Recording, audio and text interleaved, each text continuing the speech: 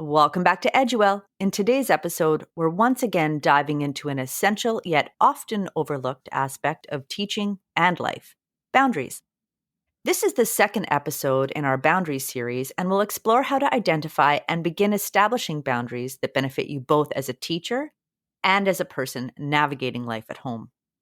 That's right. Boundaries are crucial for creating a safe, respectful, and productive environment, whether you're in the classroom or at home. We'll break this down into various types of boundaries and discuss their significance in both settings. Let's dive into the well. Welcome to the EdYouWell podcast, a show created for, by, and with teachers. I'm Alex. And I'm Chelsea. With over 30 years of combined teaching experience, our goal is to share insights and connect with fellow educators on how to thrive both personally and professionally. Join us as we dive deep into the well of information, filled with meaningful discussions, practical tips, and ideas that go way beyond the classroom walls. Let's be well and do well together. Let's start off, Chelsea, by mentioning that our last episode had a lot of information, and we don't expect you to remember everything as part of the series. So we invite you to maybe review, re-listen, and go to edyouwell.com. That's EdYouWell.com. And there you'll discover some words from the well in our blog and some things just to kind of refresh your memory on the first episode of our Boundaries series. So as an overview of that last episode, it was why is it important to set boundaries? And for teachers, boundaries really help us to maintain the positive learning environment. And when students know exactly what to expect and understand the limits and our limits, they can thrive both academically and socially. Exactly. And at home, boundaries are just as vital. They create a sense of safety and respect among the family members. Although I gotta tell you, I find that this is a little bit more difficult at home than at school. People are just a little more comfortable at home, but I guess it's different for everyone. It's nice to have boundaries because it allows everyone to express their needs without feeling maybe overwhelmed or neglected. But there is a process to creating these boundaries. And first, we need to know where we need to create them. I often associate boundaries with guilt. And when I try to set them, then sometimes I end up feeling guilty, which puts me in a position where I do way too much reflection about whether that was the right thing or not. But I think the bigger picture is that boundaries can really benefit everyone in your life. So for students, those clear boundaries can foster a sense of security and perhaps teaches them a way of engagement that will help them in their personal lives also. And for us teachers, it can really help to reduce our stress and our levels of burnout, which tend to be on the higher level. And the same goes for family again. It can prevent us from feeling pulled in too many directions. And Chelsea, I'll note that in the episodes that we've done, and now we're on episode, my goodness, we've done so many episodes now. I often use this quote: we are pulled in a million different directions or 1,000 different directions. I always say that. And boundaries to me, and the importance of this series is that we're mitigating the being torn, the mitigating of this through really good communication and setting those boundaries. It's a roadmap. We're talking directions. We're torn in a million directions. It's a roadmap with lines and with with a compass. Those are our boundaries. We're working on setting those up. Yeah, we're back to the map thing. And it's always important to have a clear plan of where you want to go, but how you're going to get there. And that's what you have to do when you are thinking about creating those boundaries. How am I going to do this? And what is it going to look like after? How do I get to that point? So funny that you say that as you're talking, because I'm a visual person. I'm visualizing maps, and then I'm visualizing all the different types of maps. There's political maps, there's geographical maps, there's road maps. And just like with maps and different ways that we see land, we can look at that with boundaries. There are different types of boundaries that we've talked about with regard to home and classroom. So let's start talking about, Chelsea, the different types of boundaries that we encounter on a day-to-day basis in our very complex job as teachers and as humans who have homes. Okay, let's do it. Let's start with those physical boundaries. So, in the classroom, we know that space is often quite limited, and students are sharing the same environment. And this can lead to maybe some discomfort for people who really need their personal space. And this all depends on how many people you have in that classroom and how it's designed. And yeah, there are limitations that we really do need to work with. I just find that we are constantly teaching the importance of physical boundaries in the classroom. And this is so important to learn. Like, we're in a space, how are we going to work together to make sure that we all have the space that we all need? Right. And that space that one person to another needs is limited based on the amount of space that you're provided, right? We all have different sized classrooms. We all have different spaces that we visit within the school, and they give us a variety of different levels of space. But I'm thinking more of the physical boundary of the classroom, the amount of space you're given and what that space sounds like. And so Mhm. there's two things that really became clear to me in my teaching. The first one is acoustics. So when you teach in a school that is older and maybe I don't know what it is with the walls, but I have always found that the older spaces have better acoustics. Whereas the newer build spaces have acoustics whereby when you're doing group work, the noise is bouncing off of the walls to the point where the background noise is almost unbearable. Yeah. And that's dramatic language, but towards Friday, where you've been teaching your full week, it's very headache inducing. So don't discount that piece of physical space as the acoustics. Where we live, there was a point in education whereby they changed the square meters allotted to each physical student, which meant that they could build smaller classes to house, and then you could house more students in a space. So to your point earlier, the teaching of boundaries student to student, let's say how close they are together, less space was given per student. Those types of decisions that are made well outside of what we're talking about, they impact the experiences of students. A well-designed school would make a very big difference in the experience had by students in the building, teachers in the building. And I'm not sure if we, receive a lot of thought and consideration. And a lot of the things that is best practice, in my opinion, are difficult to facilitate it in a lot of the spaces that we get to be in. And so while there's many really wonderful things about being in the classroom, space and acoustics are two things that can create a limiting opportunity.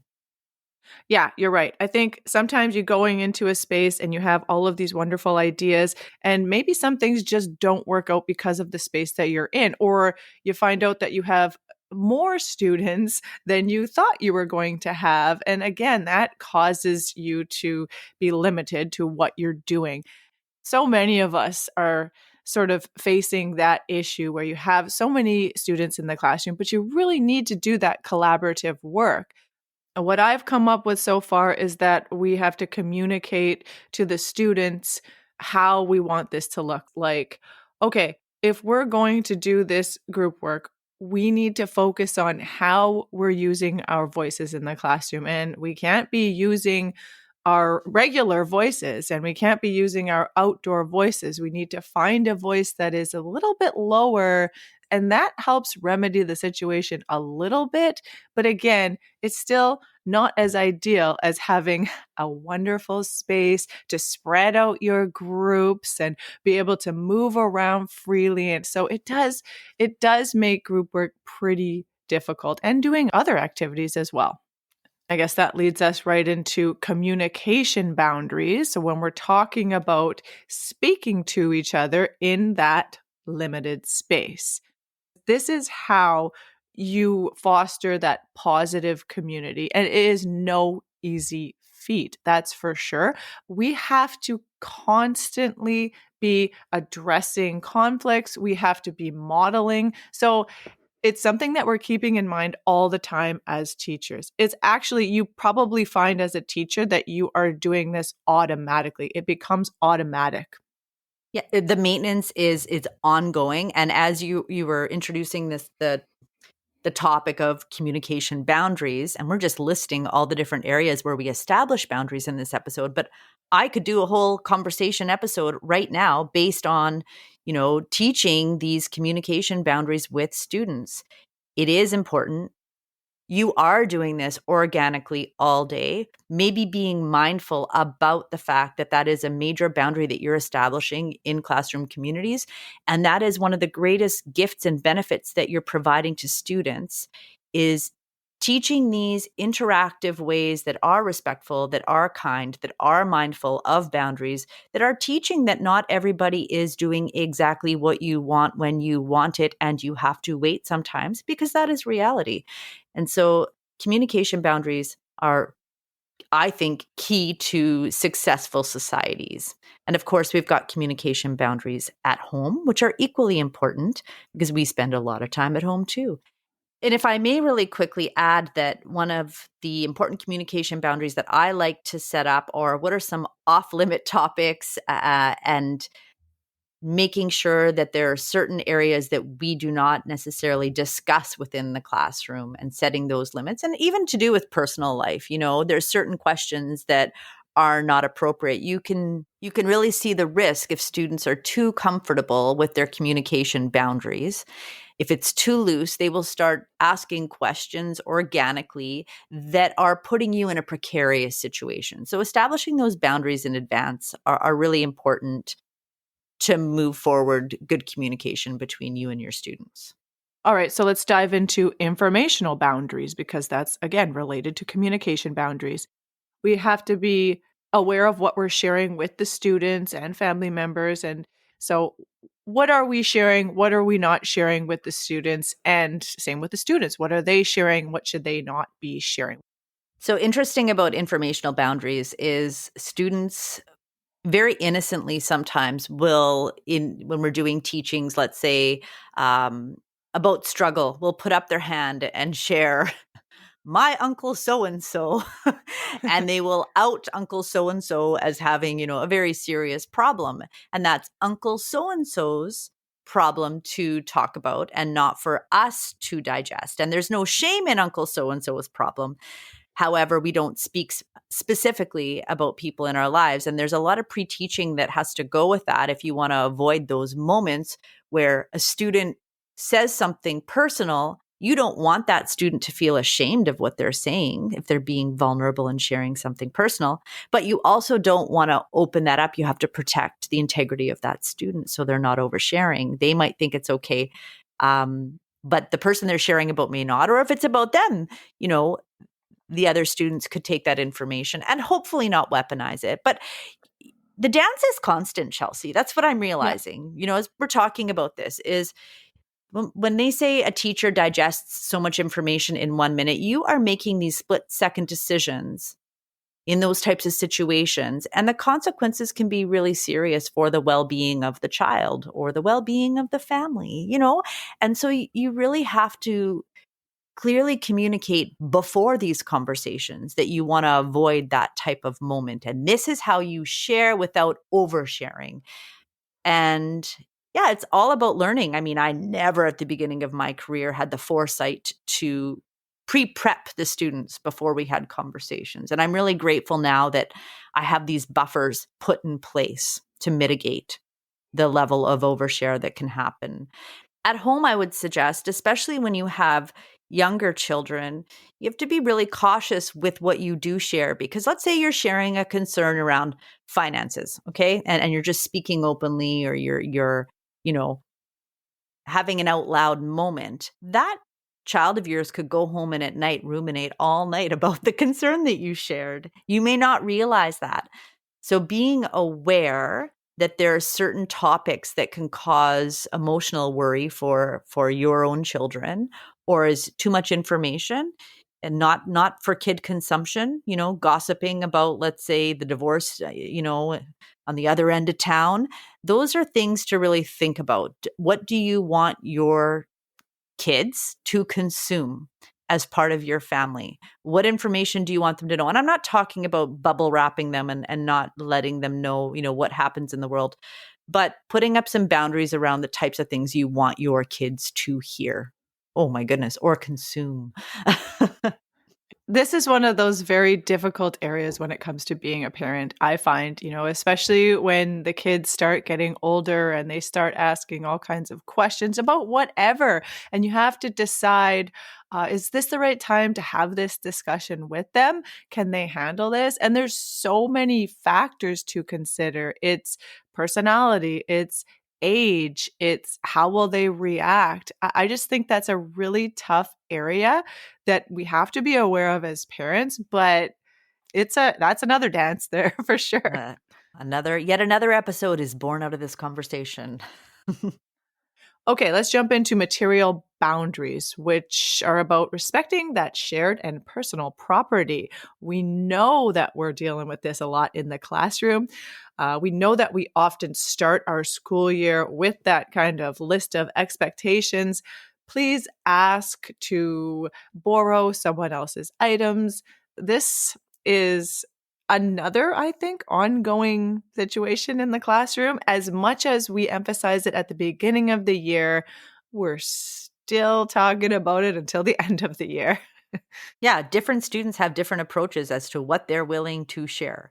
And so as we're talking about this one, here I am dreaming up this space where everyone is very comfortable in this space.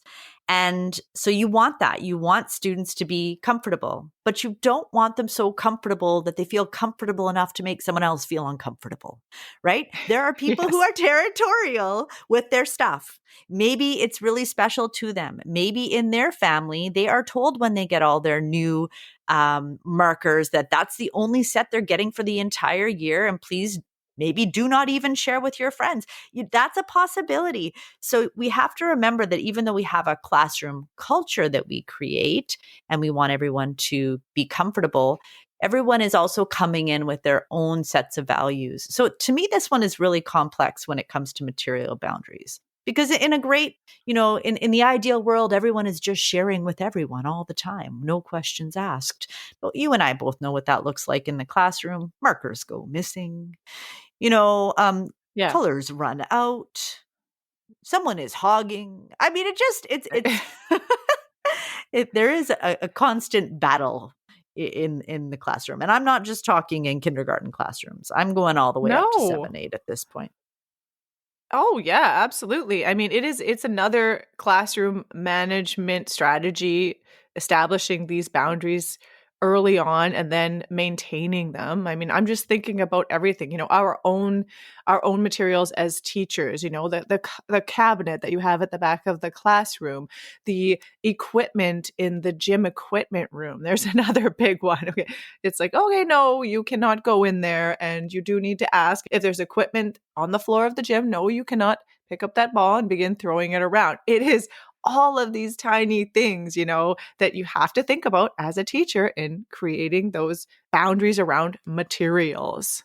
And funny for me, the more material there is in a space, and I'm not just talking like pencils, markers, I'm talking about really nice spaces within the room, the cozier the space feels, the more at home I am in the space. However, each of those little stations, each of those little doodads, each of those little perks that you may create in your classroom requires pre-teaching and boundaries. And whether you know you're doing it or not, you are doing it. No, we can't have 6 people sitting at the reading station. There's only allowed to be 4. Now, when I say that, as I'm saying it, I'm like, oh my gosh, you sound like such a, cranky. However, there's often a safety component. Yeah. Again, I'm going to repeat, my gosh, the amount of things that you are kind of watching out for in a space. And we're about to talk about the next one, which is noise boundaries, which I kind of addressed a little bit earlier. And this is a big one for me because I get really bad ringing in my ears towards the end of the school week. And I can connect that to being in these loud spaces and towards the end of the week feeling noise overwhelm. Yeah, this is probably one of the biggest ones for us as teachers. I think, actually, without question. I mean, our classrooms are filled with all kinds of sounds. You've got people talking. We've been over this before. You've got the desks moving, the papers rustling. You've got whatever technology you have going on there, and And people need to make sounds. That's okay. It happens, right? But there you are trying to really control the noise level all day long, depending on where you are and what you're doing. And it can be very overwhelming. And so that's when you really have to figure out that balance between your quiet spaces and then your collaborative spaces. It's yet another dance. Yes, a fun dance. And you're talking about spaces as you're describing this, Chelsea. The thing about spaces is within the big space, it is challenging to create little spaces. My mind goes towards time. And you hit on that a little bit, like you said, mindful time. If you break your day up in a way whereby there's the teacher led, group work, think, pair, share, quiet reflection time or personal reading time, then you don't always necessarily need the different space because the entire space is becoming the quiet space. And so you could look at it in two different ways as I'm seeing this one. Home can be really complex with regard to noise boundaries. Think about a household that has a couple of teenagers who have their own taste in music, and the parents who also have their own taste in music or their own TV shows that they may want to watch. A household can be very noisy when it's split off into different agendas. And so sometimes within a family, if you have a person, for instance, who might be a teacher who might come home after a long day of work where all it was noise, you may require quiet. So setting some boundaries around noise within a household can be easy to do. Now, I'm speaking from a place of not having young children for a really long time. I can imagine that it would be really challenging to be setting noise boundaries within your household with really, really young people because it would be stifling maybe to some of those younger people within a household, right? Yeah, and that's another thing for a teacher slash parent to have to think about. They're doing this all day, then they're coming home, and they need to continue establishing boundaries at home. So I think that there are tools that we can leverage in order to help us with this. And no, I'm not just referring to screens, although let's face it, screens can be helpful when you want some peace and quiet, and that's okay. And there are other quiet activities that you can try to encourage at home with young kids. But I think it's about being intentional with your time, setting those specific time blocks where maybe you need that peace if you can. Everybody's got a different situation, but I know that as teachers, we do need that peace and we do need that quiet, especially after school. I think big picture, it's important to take the time to yourself to disconnect, to be in quiet space, however that looks for you. Maybe it is a walk, maybe it is staying after school a little bit after so that you get to feel the peace of the space. Maybe it is at home and you're really good at establishing boundaries at home. Again, it looks different for everyone, and it all is dependent also on where you are at in your life. It's easier said, I think, sometimes than done, depending on where you're at. But it's something to definitely start practicing because that reset is so vital so that you can go back the next day and be in a space whereby there is a lot more noise. We're not cubicle people. Again, picking on the cubicle people. We're not cubicle people. No, we're not. Can I just say something really quick about time boundaries, Chelsea? I'm finding that time boundaries, first off, it could be the biggest gift to a student who is struggling to give them extended time. Let me just say that with confidence, glad to do it. And being mindful about establishing deadlines and not letting a project that's supposed to take, 1 week turn into the 2-month affair, right? And so time boundaries in a classroom, once again, a whole other episode now, is something that needs to really be explored and really finding a way to communicate clear time boundaries with students and then explaining the importance of timing and due dates and making sure that you set students up for success for meeting those timelines, which often means chunking things into smaller, manageable bits and pieces and a lot of scaffolding. is an integral part of what we do in the classroom. It's kind of like, what you do when you're prioritizing your tasks, when you're using your agenda to plan what you're doing throughout the day, to figure out what you want to accomplish. You're giving them these goal setting skills. You're giving them the visual of how to break down the work that they are doing so that they can meet that deadline and stay within those time limits. I think that is such an important skill to be teaching students early on because it's a life skill. Absolutely, it is. All right, I'm visualizing a map, and it's a physical map, a geographical map, and I see there's home, there's school, and there's podcast, and we've hit the border between podcast and home, and I'm ready to pour myself a nice hot tea and do some chilling at home. That's where I'm on my little map quest here. How about you, Chels? I love that. So you are setting a boundary for yourself around your personal time. You're going to have your nice cup of tea and just do you. I am going to be getting out my road map and driving some kids around town. So that's what I'm going to do now. So I hear that our compass roses are both spinning and bringing us in various directions, which tells me that it's time to do the takeaways. So 1, define your boundaries. Clearly establish your physical and emotional boundaries to protect your energy. 2, prioritize your personal space, just like Alex is doing right now. Recognizing your need for personal space is essential for maintaining your own well-being. Manage noise and distractions. Set up expectations around noise levels in the classroom to minimize distractions. 4, communicate your needs. Be open about your boundaries with colleagues and students and family. And 5, practice self-reflection. Regularly take a look at how your boundaries are impacting your well-being. Be willing to adjust them as needed to ensure you are prioritizing your self-care and well-being, because as we know, Chelsea, when we do that, we are better in all other areas of our mapped out lives. Thanks for listening to the EdYouWell podcast. If you enjoyed today's episode, please share it with a friend, subscribe, and leave a positive review. It helps others to find us. Follow us on Instagram and Pinterest to help spread the word. For more inspiration, tips, and book recommendations, just head to the show notes and join the EdYouWell newsletter today.